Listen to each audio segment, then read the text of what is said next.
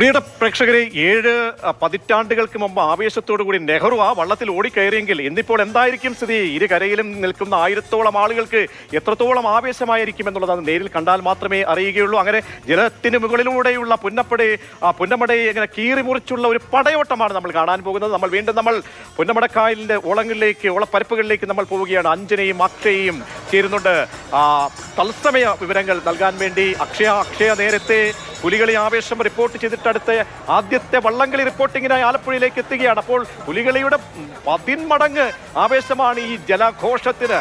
എന്താണ് അവിടുത്തെ ഒരു വൈബ്, എങ്ങനെയാണ് പറയാൻ കഴിയുക അക്ഷയ?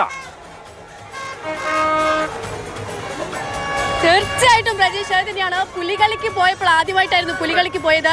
അന്ന് പുലികളി തൃശ്ശൂർക്കാരെ സംബന്ധിച്ചിടത്തോളം അത് 2ാമത്തെ പൂരമാണെന്നാണ് അവർ വിശേഷിപ്പിച്ചെങ്കിൽ ആലപ്പുഴക്കാർക്ക് ആലപ്പുഴക്കാർക്ക് ഒരേ ഒരു പൂരമേ ഉള്ളൂ, അതാണ് നെഹ്റു ട്രോഫി വള്ളംകളി.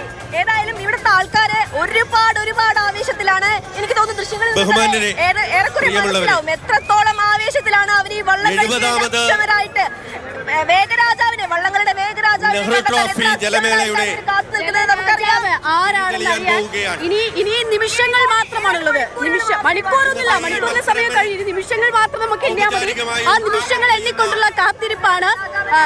പ്രതീക്ഷ സൂചിപ്പിച്ചതുപോലെ തന്നെ 52-ൽ സാക്ഷാൽ പണ്ഡിറ്റ് ജവഹർലാൽ നെഹ്റു തന്നെ വള്ളത്തിലേക്ക് എടുത്തു ചാർന്ന കാഴ്ചയുണ്ടെങ്കിൽ ഇന്ന് നമ്മൾക്കൊക്കെ ഒരുപക്ഷെ കണ്ടോ, ഇങ്ങനെയൊക്കെയാണ് വന്നവരും പോകുന്നവരും ഒക്കെ ഒരേപോലെ ആർപ്പോയും ഇറോയും പോവുകയാണ് ഇവിടെ.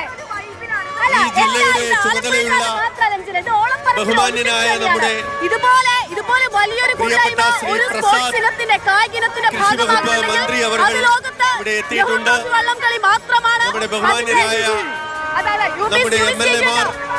മറ്റ് വിശിഷ്ടാതിഥികളെല്ലാം എത്തിയിട്ടുണ്ട്. തലവടിച്ചുണ്ട് കുട്ടനാടിന്റെ ഹൃദയതാളം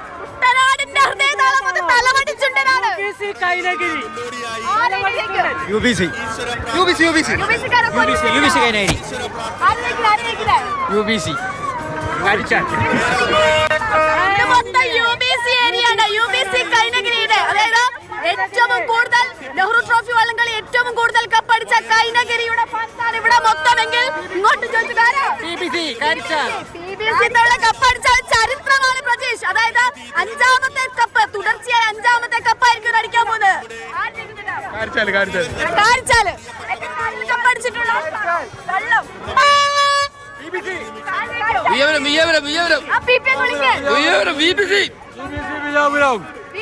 കഴിഞ്ഞ തവണ പള്ളാത്തുരുത്തിക്കാർ BBC തോൽഞ്ഞ വിയാപുരം ജയിക്കുമെന്നാണ് പറയുന്നത്. ആര് ജയിക്കും?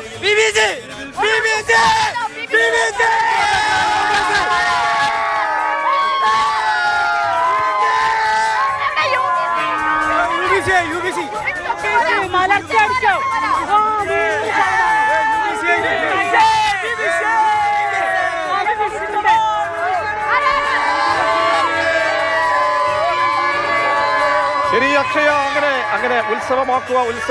അങ്ങനെ കായൽ പരപ്പിലെ മഴവില്ലഴക്, പ്രിയപ്പെട്ട പ്രേക്ഷകരെ, മഴവില്ലഴകാണ് നമ്മൾ കാണാൻ കഴിയുന്നത്.